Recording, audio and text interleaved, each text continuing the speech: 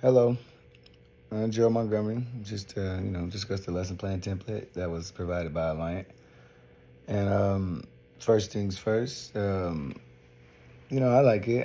I like the structure. I like how the layout is. I like the formatting and the way that they give you each individual layer or theme section. Bold, highlighted, telling you what to do, how to do it, information, and things of that nature.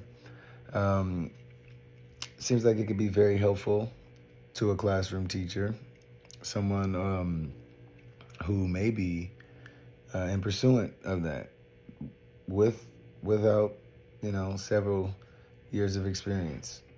The three things that I found that may be the most challenging for me, first and foremost, would have to be the divisive learners. In my experience, I find myself sometimes allowing these students to um, dictate my attention a little more towards them than the entire class, and it's simply because it's a buildup over time, and you want to set a precedent that the way of your class and the things that you want to teach and the structure that you're trying to provide and the discipline you're trying to set forth is not to be taken lightly, and it should be respected, as well as the fact that most of divisive learners are such because they either one have a lack of confidence in their learning ability or the knowledge that they already possess, or two, that's just their nature.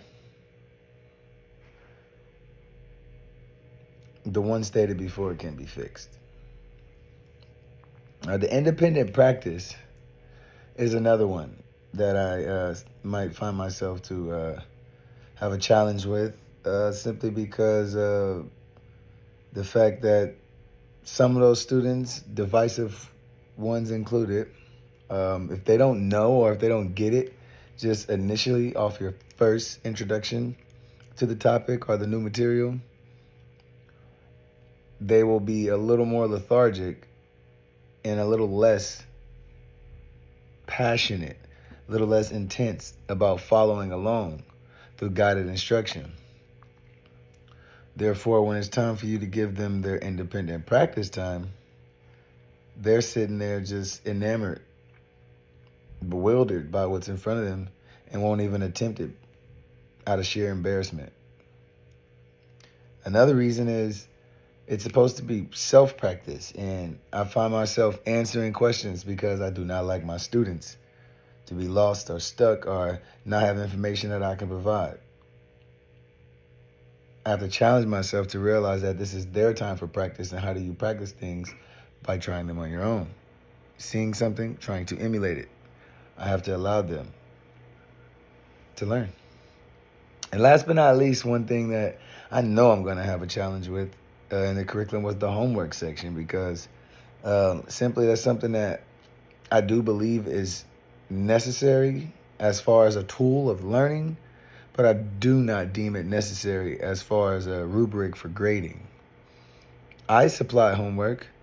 I have them turn it in, and it's literally maybe 5% of my grade, and I'm just literally checking to see if they went home and put the effort forth into doing it.